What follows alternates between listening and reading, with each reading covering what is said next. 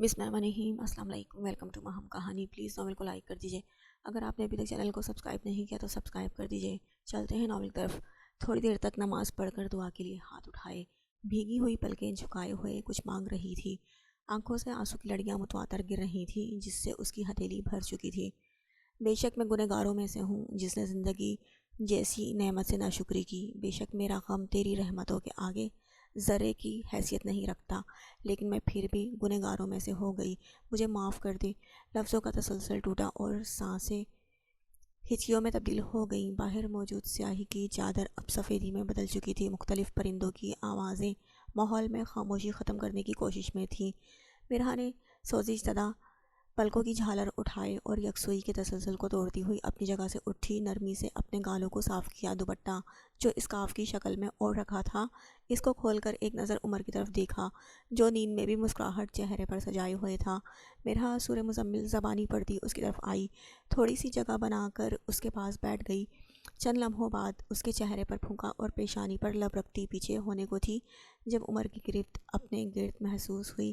یہ پیار کبھی میرے جاگتے ہوئے بھی دکھا دیا کرو، روز صبح کو چھپ چھپ کر اپنی محبت کا اظہار کرتی ہو، آج بخشش نہیں ہوگی۔ اس کے سامنے بیٹھ کر مندی مندی سی آنکھیں کھول کر مسکراتے ہوئے بولا، گویا کہ ساری دنیا کی محبت اور اپنائیت اس کے لہجے میں پنہاں تھی۔ عمر کیا ہے، مجھے جانے دیں۔ اپنی چوری پکڑے جانے پر اپنا ہاتھ اس کی گرفت سے نکالنے کی توغو کرنے لگی۔ گلابی چہرہ اس کی قربت میں دہک رہا تھا۔ جانم ایسے کیسے جانے دوں، ابھی تو تم ہاتھ آئی ہو، ابھی تو تمہیں میری قربتیں جھیلنی ہیں۔ وہ پل میں سرخ ہوئی۔ عمر کیا ساری رات کم تھی جو آپ پھر سے اپنے موڈ میں آ رہے ہیں؟ جانم تم ایک نشہ ہو جو ساری زندگی بھی ساتھ ہو تو کم ہے۔ عمر نے اپنا سر اس کی گردن میں بالوں میں چھپایا۔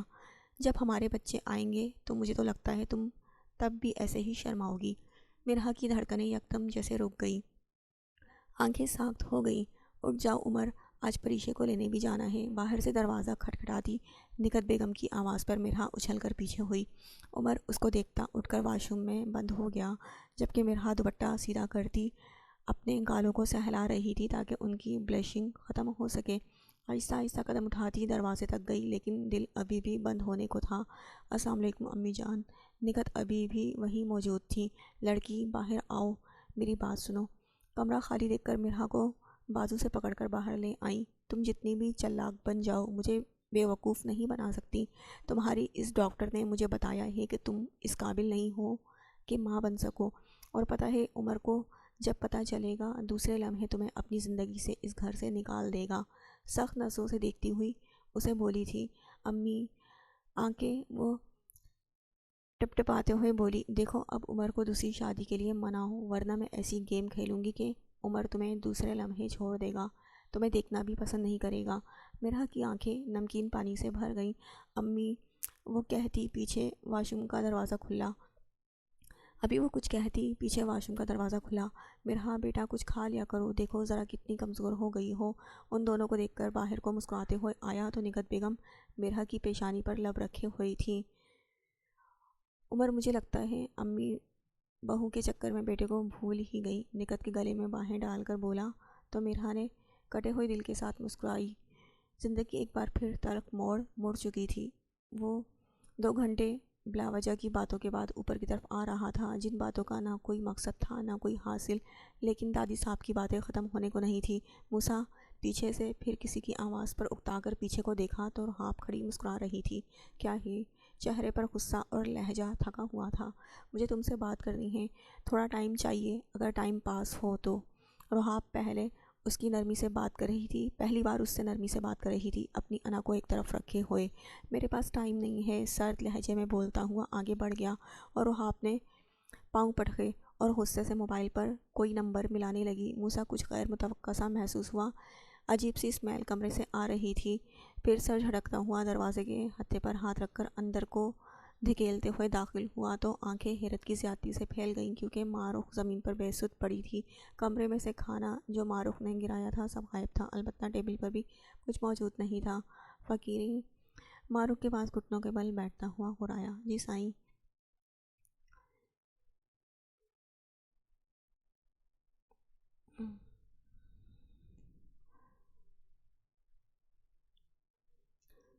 ملازمہ بوتل کی جن کی طرح حاضر ہوئی۔ ماہو کو کیا ہوا ہے؟ اس کے گال سہلاتی ہوئی بولا تو نظر اس کے بازو پر گئی، یہاں سے خون بہہ رہا تھا۔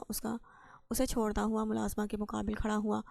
کیا ہے اس کے ساتھ؟ بولو، تقریباً چلاتے ہوئے بولا تو ملازمہ ڈر سے پیچھے ہوئی۔ سائیں، بڑی سائن نے کہا تھا جب تک چھوٹی بی بی کو دورہ پڑے گا تو ٹیکہ لگا دیا کرو۔ نرس نے لگایا ہے، لیکن یہ بہت زیادہ چیخ رہی تھی اور لگوا نہیں رہی تھی۔ ڈرتے ہوئے بولی، ساتھ ہی اپنے ہاتھ مسل رہی تھی۔ پاگل ہو تم لوگ، کون سا انجیکشن لگایا تھا دوبارہ؟ ملازمہ پیچھے سے انجیکشن کا ساشی اٹھا کر لائی جس سے نکلا تھا اور اس میں سے نکالا تھا اور اس کی طرف بڑھایا۔ کھانا بھی نہیں کھایا تھا معروف نے تو، اور آپ لوگوں نے اتنی مقدار میں اسے نشے کا انجیکشن دے دیا۔ وہ چلایا، پاگل، سارے کے سارے پاگل اکٹھے ہو گئے ہو تم لوگ۔ اسے نیچے سے اٹھا کر بیڈ پر لٹایا۔ معروف کی رنگت بالکل زرد تھی، سانسیں بہت زیادہ اکھڑ رہی تھیں۔ نشے کی وافر مقدار ہونے کی وجہ سے اس کا جسم مفلوج ہو رہا تھا۔ موسیٰ کی نظر زمین پر پڑی، یہاں چاول پڑے تھے اور بیڈ کے نیچے 2 باؤل ویسے کے ویسے ہی پڑے تھے، جبکہ سانسیں وقت کے ساتھ ساتھ زیادہ اکھڑ رہی تھیں۔ ایک ہاتھ بڑھا کر اس کا چہرہ چھوا تو اس کا جسم برف سے مشابہت رکھ رہا تھا۔ پیچھے کھڑی ملازمہ ابھی بھی ہاتھوں کو مسل رہی تھی اور ڈر سے جسم کانپ رہا تھا۔ موسیٰ پھرتی سے ٹیریس کا دروازہ کھول کر کارٹن گرا رہا تھا تو اچانک نظر ملازمہ پہ پڑی۔ تم جاؤ اب، ہاتھ کے اشارے سے اسے جانے کا کہا تو وہ غائب ہو گئی۔ موسیٰ دروازہ بند کر کے ہیٹر آن کرتا اس کے پاس آیا، جو ابھی بھی ہوش کی دنیا میں نہیں تھی۔ پہلے اس کے ہاتھ کی طرف دیکھا جو سرخ تھا، پھر اس کے چہرے کی طرف جو شاید گرمائش ملنے کی وجہ سے تھوڑا پرسکون تھا، پھر اسے بے ہوش دیکھ کر ہولے سے اپنا ہاتھ آگے بڑھایا۔ اس کے ہاتھ کو نرمی سے چھو کر دیکھا، حقیقت میں ہی اس کا ہاتھ نرم اور ملائم تھا۔ یہ میں کیا کر رہا ہوں؟ مجھے ڈاکٹر کو بلانا چاہیے۔ اسے کچھ ہوش نہیں تھا، اسے کچھ سمجھ نہیں آ رہی تھی۔ اپنا ہاتھ جلدی سے کھینچ کر دوسرے ہاتھ سے پکڑا اور خود ڈاکٹر کو فون ملانے لگا۔ لیڈی ڈاکٹر، معروف کی نبض ہاتھ میں لیے ایک نظر سامنے کھڑے موسیٰ کو دیکھتی، جبکہ دوسری معروف کو، جو ابھی بھی بے ہوش تھی۔ اس کی نبض بہت زیادہ سلو چل رہی تھی، جبکہ ماتھے پر پسینے کی ننھی ننھی بوندیں تھیں، سانسیں بہت دھیمی تھیں۔ مسٹر زرک، یہ پولیس کیس ہے، وہ تسلی سے اپنے ہاتھ سینے پر باندھتی ہوئی، آپ سے یہ معلوم کرنے کے لیے نہیں کہا گیا، آپ انہیں چیک کریں۔ بتائیں میری بیوی کب تک ہوش میں آئے گی؟ ماتھے پر لاتعداد بل نمودار ہوئے تھے۔ مسٹر زرک، آپ کی بیوی کے ہاتھ پر بھی زخم کے نشان ہیں، جبکہ ان کی رنگت بتا رہی ہے ویکنس کافی حد تک ہو چکی ہے، اوپر سے ان کے جسم میں نشے کی مقدار بہت زیادہ ہے، بے ہوشی کے لیے دیے جانے والے نشے کی مقدار سے 4 گنا زیادہ ہے، تو اس سے یہی سمجھ آ رہا ہے کہ آپ اسے ذہنی اور جسمانی دونوں طرح سے تشدد کر رہے ہیں۔ ڈاکٹر اپنی چیزیں بیگ میں ڈالتی ہوئی تشویشی نظروں سے موسیٰ کو دیکھتی ہوئی بولی، وہ ذہنی مریضہ ہے اور یہ ایک غلط فہمی سے ہوا ہے، آپ غلط نتیجہ اخذ مت کریں۔ کافی حد تک اپنے اعصاب کو قابو کیے ہوئے تھا، جبکہ بیڈ کی پائنتی پر گرفت سخت تھی، اوپر احساس ندامت نے بری طرح سے گھیر رکھا تھا۔ کیا آپ بتا سکتے ہیں آپ کی مسز کے ساتھ کیا مسئلہ ہے؟ ڈاکٹر اب اطمینان سے اپنا بیگ ایک طرف رکھتی اس کے سامنے صوفے پر براجمان ہو گئی۔ شاید پینک اٹیک یا پھر کوئی خوف ہے جس کی وجہ سے اس کا رویہ ہر گزرتے دن میں تبدیل ہوتا ہے۔ معروف کے پرسکون چہرے کو دیکھتے ہوئے وہ بولا تھا، کیسا خوف؟ کیا آپ بتا سکتے ہیں مسٹر زرک؟ جیسے کہ کچھ لوگوں میں ماحول کا خوف ہوتا ہے جس کی وجہ سے پینک اٹیک آتے ہیں، کچھ میں لوگوں کا اور اکثر میں غیر مرئی مخلوق کا۔ موسیٰ کے چہرے کے اتار چڑھاؤ دیکھتے ہوئے تفصیل سے بیان کیا اور اپنی جگہ سے دوبارہ معروف کے سرہانے آ کھڑی ہوئی۔ نہیں، اسے ماحول کا خوف نہیں ہے، کچھ دیر پہلے گرج چمک میں بھی سکون سے کھڑی تھی۔ ہاں، مجھے لگتا ہے انسانوں کا یہ صرف مردوں کے خوف سے سر فہرست ہے، اور ہر لمحے کردار بدل جاتا ہے، سب کچھ بھول جاتی ہے، وہ فرصت سے پریشان چہرے کے ساتھ بتا رہا تھا۔ یہ تھوڑا بہت شیزوفرینیا سے ملتا ہے، لیکن ہم اسے شیزوفرینیا نہیں کہہ سکتے ہیں۔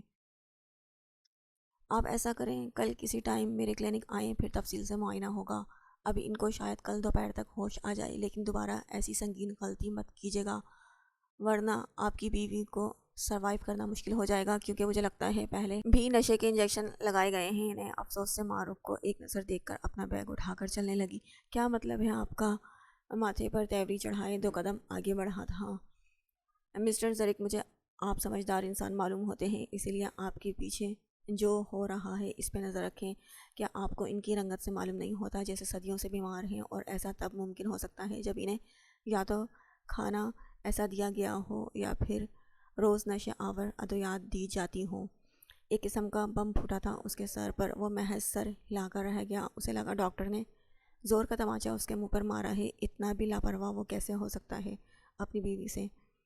ایک بات اور، آپ ان کے دل سے دماغ سے خوف نکال دیں۔ جہاں دوائیں اثر نہ دکھائیں وہاں توجہ مثبت اثر دکھاتی ہے۔ امیدیں آپ سمجھ گئے ہوں گے۔ وہ بات کر کے باہر کا رخ کر گئی جبکہ موسیٰ خالی نظروں سے زمین پر دیکھ رہا تھا۔ اچانک اپنا بھاری ہاتھ اٹھا کر دیوار پر مارا اور تیز تیز قدم اٹھاتا باہر چلا گیا۔ سائی، ہمیں تو کچھ معلوم نہیں، ہم تو کھانا پکانے کا کام کرتے ہیں بس۔ دیتا کون ہے اور کیا یہ نہیں معلوم؟ ہاتھوں کو یکسر مسلتے ہوئے ایک ملازمہ نے بتایا۔ تم لوگوں کو پتہ ہے مجھے جھوٹ سے چڑ ہے۔ اب بتاؤ کھانے میں اتنے دن کیا دیا ہے اسے؟ 2 قدم کا فاصلہ ختم کرتے بالکل اس کے سر پر جا کھڑا ہوا۔ آواز میں کسی حد تک سختی تھی۔ سائی، ہمیں نہیں معلوم۔ کافی فاصلے پر بیٹھی دادو صاحب سب کچھ دیکھ رہی تھی۔ چٹاخ! موسیٰ کا بھاری ہاتھ لاشعوری طور پر اس کے منہ پر اپنی چھاپ چھوڑ چکا تھا۔ سائی، بڑی سائی نے کہا تھا بچا ہوا کھانا دیا کرو، تازہ کھانا نہ دیا کرو۔ ایک ہی تھپڑ سے زبان بے لگام ہوئی اور سچ اگل دیا۔ موسیٰ کے چہرے پر ناگواریت چھا گئی، چہرہ غصے کی زیادتی سے لال انگارا ہو رہا تھا۔ پیچھے کھڑی دادی صاحب نظریں جھکائے ہاتھ مسل رہی تھی۔ وہ تیز تیز ڈگ بھرتا کچن میں گیا۔ پیچھے کھڑے نفوس حیران ہوئے۔ ٹھیک 2 منٹ بعد ہاتھ میں کچھ لیے باہر آیا۔ دوسری طرف روحاب اپنی انگلی پر چابی گھماتے ہوئے دنیا مافیا سے بے خبر ہال میں داخل ہوئی۔ تیز اناری رنگ کی شرٹ جس کے بازو غائب تھے اور ٹخنوں سے اوپر تک فولڈ کی جینز میں اس کی جسامت واضح تھی۔ ماتھے سے اوپر بالوں میں لگائے گئے گاگلز اس کے حسن کو 4 چاند لگا رہے تھے۔ ایک نکاہت بھری نگاہ وہاں موجود لوگوں پر ڈال کر آگے بڑھی۔ رکو روحاب! موسیٰ اس کے آگے دیوار بنا تو وہ شرمانے والے انداز میں نظریں جھکائے کھڑی ہو گئی۔ موسیٰ نے ضبط سے ہاتھ بھینچے۔ حکم کریں سائیں۔ وہ درمیان میں فاصلہ ختم کرتی اس کے بالکل قریب ہوئی۔ موسیٰ نے ہاتھ میں پکڑی ہوئی باسی روٹی اور فینیش لگے سالن کو اس کے چہرے کے قریب کیا تو اس کی اسمیل سے ہی منہ پر ہاتھ رکھ کر بری طرح کھانسی۔ دور کرو موسیٰ، تمہیں پتہ ہے روحاب کو الرجی ہے باسی چیزوں سے، وامیٹنگ شروع ہو جاتی ہے اسے۔ دادی صاحب تڑپ کر آگے آئیں اور موسیٰ کو پیچھے کیا۔ کیوں وہ انسان نہیں، اس کا دل نہیں جو اسے ایسا کھانا دیا گیا؟ آج روحاب مجھے یہ کھا کر دکھائے گی، ورنہ کسی اچھائی کی مجھ سے امید مت رکھے گا۔ ماتھے پر لتادات بلوں کا اضافہ ہوا اور آنکھوں کی سفیدیاں چند لمحوں میں لال انگارے جیسی ہو گئیں۔ کیوں؟ کیا ہم نے کہا تھا تمہیں زبردستی کرو، زبردستی اس پاگل کو ہمارے سر پہ لے آؤ؟ نہیں موسیٰ زرک، وہ تمہاری ضد تھی، تمہاری انا کا مسئلہ، اور یہاں تک مجھے یاد پڑتا ہے اذیت دینے کے لیے ہی لایا گیا تھا اسے۔ پھر اب کیوں اتنے اتاولے ہو رہے ہو؟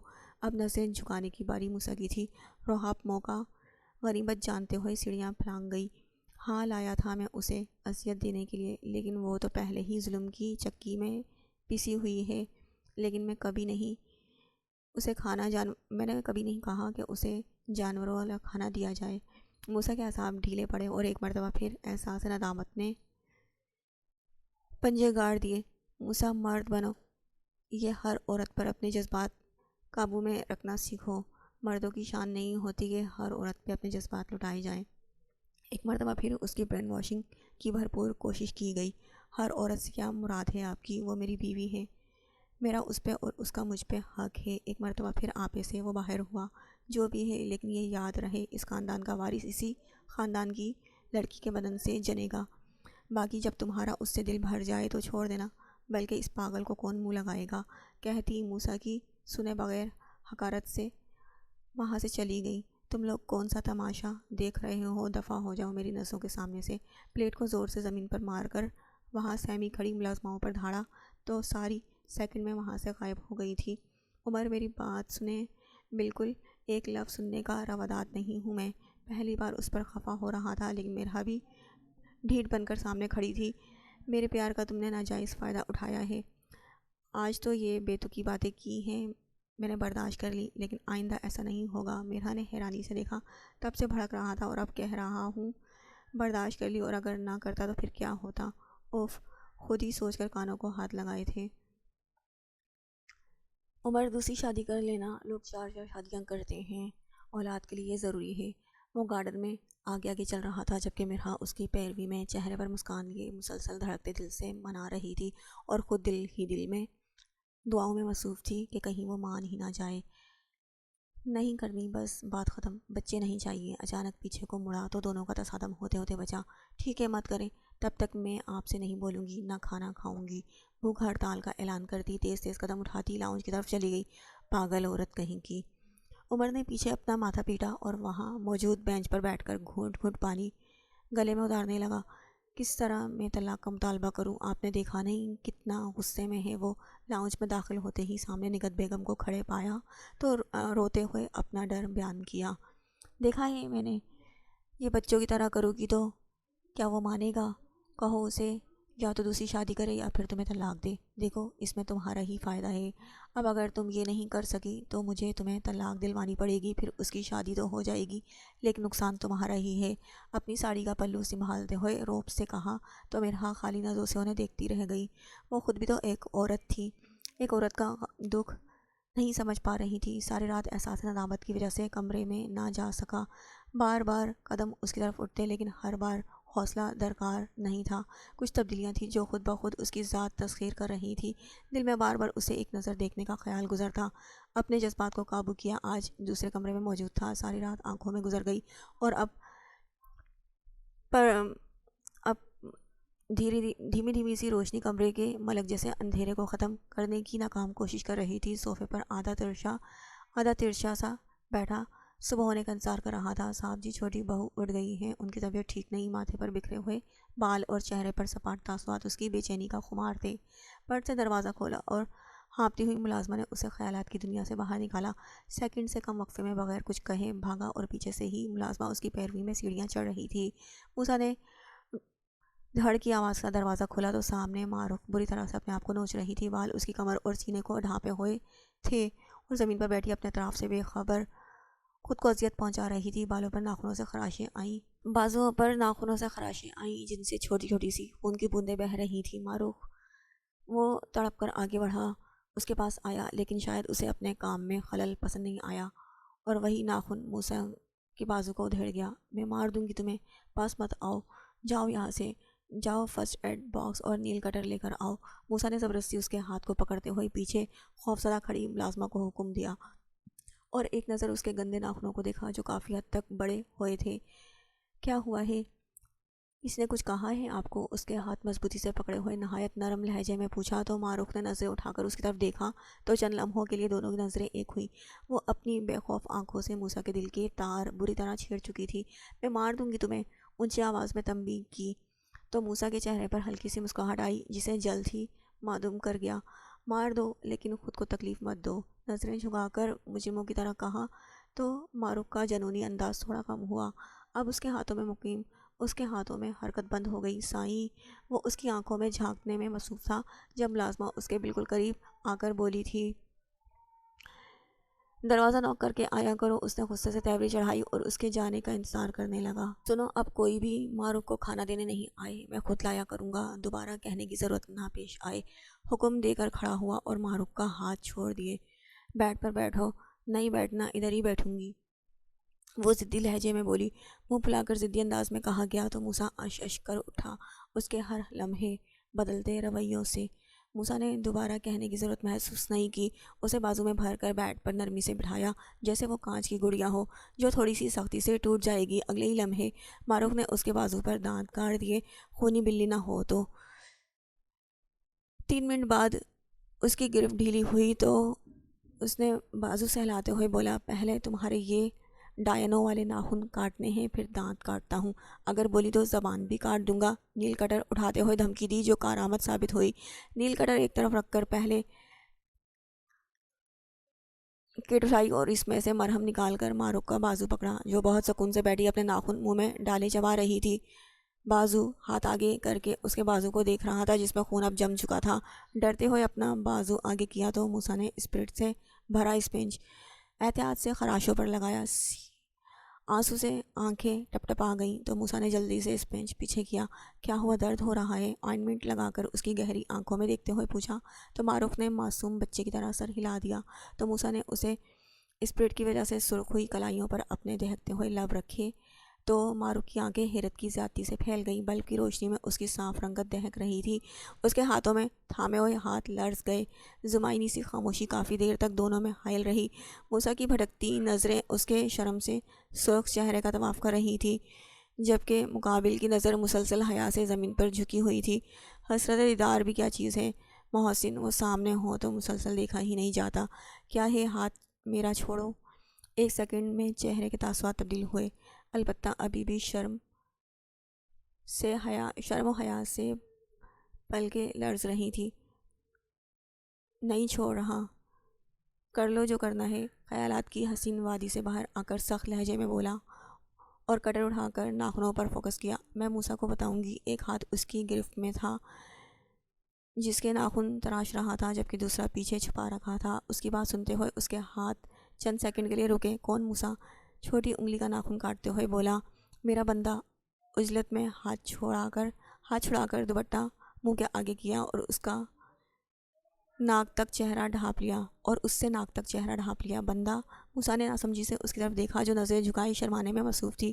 وہ نہ امی نے بتایا تھا کہ جس سے موسیٰ پورے دھیان سے اس کی طرف متوجہ تھا، جب بولتی بولتی رک گئی اور تکیہ اٹھا کر اپنے منہ سے آگے کیا۔ کیا جس سے؟ بڑے تجسس سے اس کی طرف دیکھ رہا تھا موسیٰ۔ وہ جس سے میری شادی ہوئی، وہ موسیٰ میرا بندہ ہے نا؟ ذہین بچے کی طرح منہ بنا کر دوبارہ شرمانے میں مصروف ہو گئی۔ موسیٰ کا دل کیا اپنی عقل پر ماتم کرے یا اس کے سر پر دو لگائے۔ اسے شوہر کہتے ہیں۔ موسیٰ نے اس کی معلومات میں اضافہ کیا اور دوبارہ اس کے ہاتھ کو پکڑا۔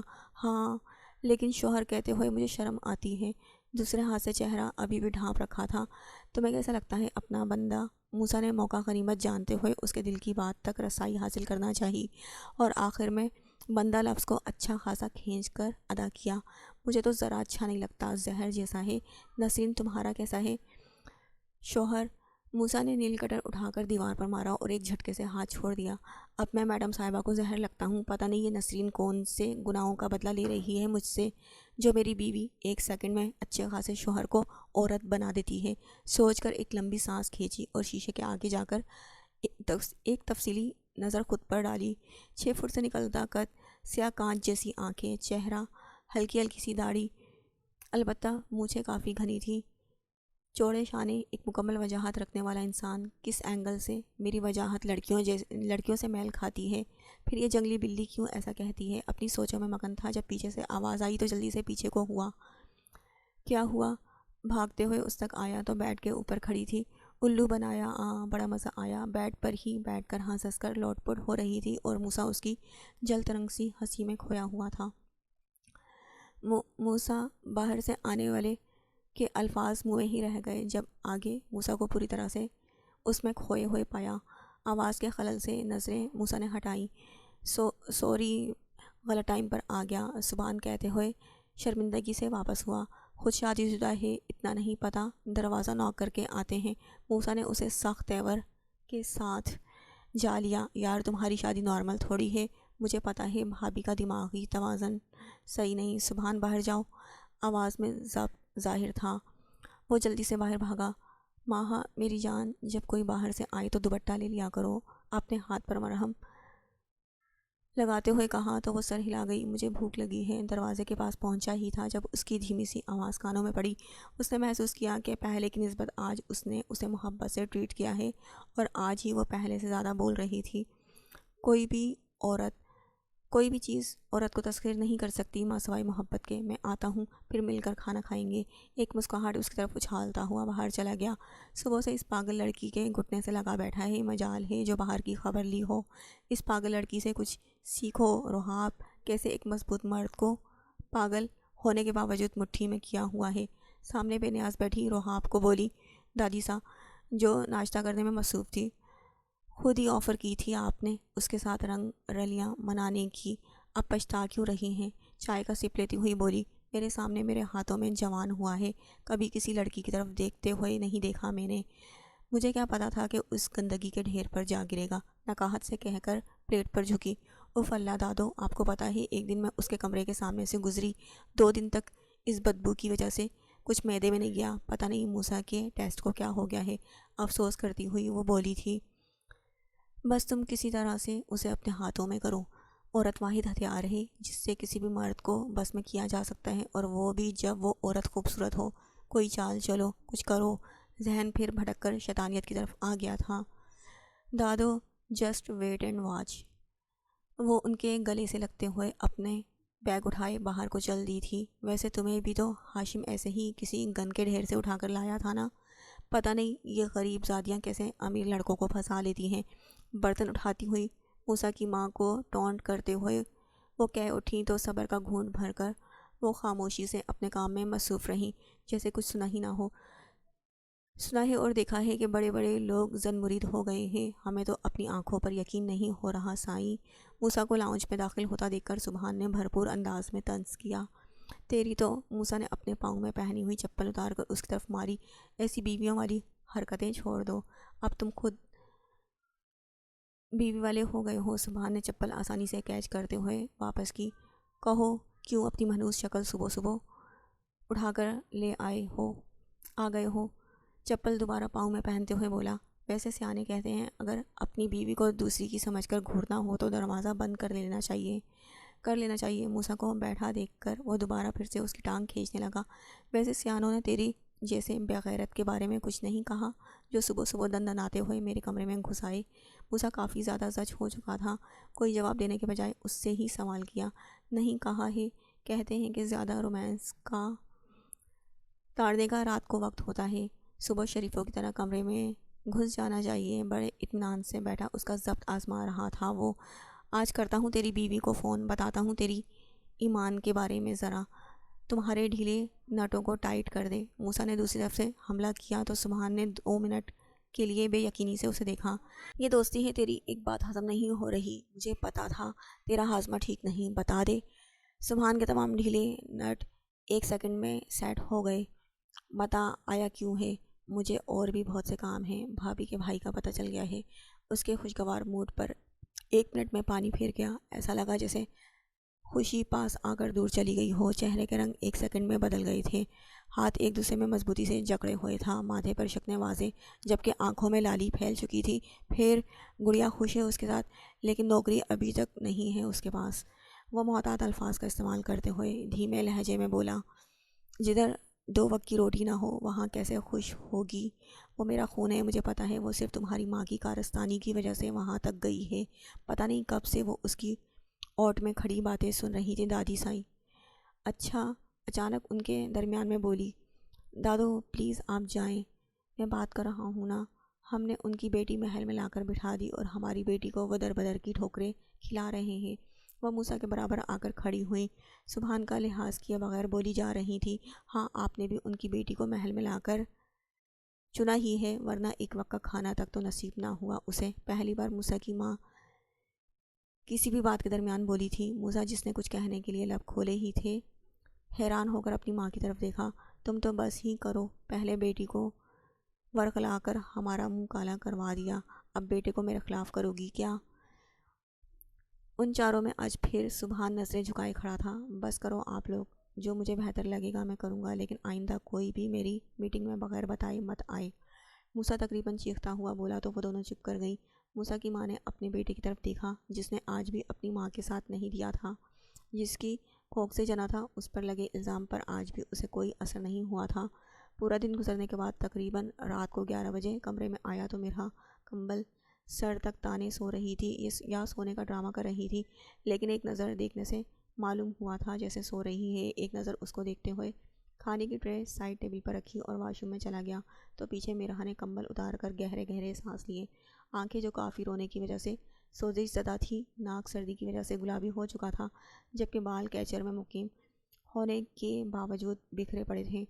کتنا انتظار کیا تھا اس نے کھانے کے وقت کہ وہ آئے گا، اسے منائے گا، لیکن وہ نہیں آیا۔ سارا دن دونوں ایک دوسرے کو اچھا خاصا اگنور کر چکے تھے، اور اب میرا سے اس کا اجنبیوں والا برتاؤ برداشت نہیں ہو رہا تھا۔ تبھی اپنے دل کا غبار آنکھوں کے ذریعے نکالا۔ واش روم کا دروازہ لاک کھولا تو جلدی سے دوبارہ وہ دبک کر کمبل اوڑھ کر چپ ساتھ کر لیٹ گئی۔ اسے کمبل میں واضح سلوٹیں تھیں، جس کا مطلب وہ اس کے بعد اٹھی تھی۔ بیڈ سے نظریں ہٹا کر شیشے کے آگے گیا۔ میرا اس کے قدم گنتی آنکھیں موند کر لیٹی ہوئی تھی۔ وہ تھوڑی دیر بعد بیڈ پر آ کر لیٹ گیا۔ اس نے بھی کھانا نہیں کھایا تھا اور اب بھوک ستا رہی تھی، لیکن بیگم کے ساتھ ضد کی وجہ سے اپنی بھوک قربان کر دی اور ایک الوداعی نظر ٹرے کو دیکھ کر آنکھیں بند کر لی۔ 5 منٹ مکمل خاموشی کے بعد مرحا کی دبی دبی سسکیاں ماحول کی سکونیت پر حاوی ہوئی۔ وہ اسے کیوں نہیں منا رہا تھا، یہی بات دل کاٹ رہی تھی۔ واحد سہارا تھا وہی اس سے ناراض لیٹا ہوا تھا۔ پہلے تو کبھی وہ ناراض ہوئے ہی نہیں تھے، اور آج اتنے سخت ناراض تھے کہ اسے اس کے بھوکے ہونے کا بھی احساس نہیں تھا۔ اس کی سسکیوں سے دل کٹ گیا۔ اگلے ہی لمحے اس کا بازو پکڑ کر کھینچا تو کٹی ڈور کی طرح اس کے سینے پر آ گری۔ ناراض رہو، پر رونا نہیں ہے، تکلیف ہوتی ہے مجھے۔ اس کے کانوں میں سرگوشی کی تو آنسو خود بخود تھم گئے۔ عمر، مجھے کبھی چھوڑیے گا مت۔ وہ جو طلاق کا مطالبہ کرنے کا سوچ رہی تھی، اس کی اتنی سی دوری برداشت سے باہر تھی۔ ہلکی سی سرگوشی کر کے اس کے بالوں میں انگلیاں چلانے لگا۔ کھانا کیوں نہیں کھایا؟ 2 منٹ اسے پرسکون کر کے سوال کیا۔ آپ نے کہا ہی نہیں تھا، اور آپ نے کھایا؟ اس کے سینے پر سر رکھے ہوئے دھیمی آواز میں منمنائی۔ وہ اس کے جواب پر مسکرایا، اور سوال بھی چونکا دینے والا تھا۔ کوئی بھی ان کو پیار اور ایک دوسرے کے احساس کو دیکھ کر یہ اندازہ نہیں کر سکتا تھا کہ ان کی شادی کو 2 سال ہو چکے ہیں۔ آپ نے بھی نہیں کھایا نا؟ اس کے سوال کو کاپی کر کے بولا گیا تو مرحا ایک جھٹکے سے کھڑی ہوئی۔ اچھا، میں لے کر آتی ہوں۔ وہ اپنا دوپٹہ سر پر اوڑھتی ہوئی باہر کو جانے لگی جب عمر نے اس کا بازو پکڑا۔ پہلے بتاؤ، یہ فطور تمہارے دماغ میں کیسے آیا؟ وہ کافی نرم لہجے میں پوچھ رہا تھا۔ آپ کا بھی تو ارمان ہوگا کہ بچے ہوں، آپ کو بابا کہیں۔ پتہ نہیں میں آپ کو یہ خوشی دے پاؤں گی بھی یا نہیں، لیکن آپ کیوں میری وجہ سے اس نعمت سے محروم رہیں؟ آپ کی شادی ہو گئی تو میں بھی آپ کے بچوں کی خوشی دیکھ لوں گی۔ آواز بے حد بھاری تھی، لیکن اس نے اپنے آنسوؤں کو پلکوں کی حد پار نہیں کرنے دی تھی۔ کیا گارنٹی ہے کہ جو دوسری آئے گی اس سے بچے ہوں گے؟ ماتھے پر لاتعداد بل لیے اس سے مخاطب ہوا۔ کیوں نہیں ہوں گے عمر؟ نا امیدی نہیں رکھتے، بس آپ مان جائیں۔ دیکھیں، میں ہاتھ جوڑتی ہوں۔ آپ کے سامنے آنسو اس کے اختیار سے باہر ہوئے اور رخسار پر بہہ گئے تھے۔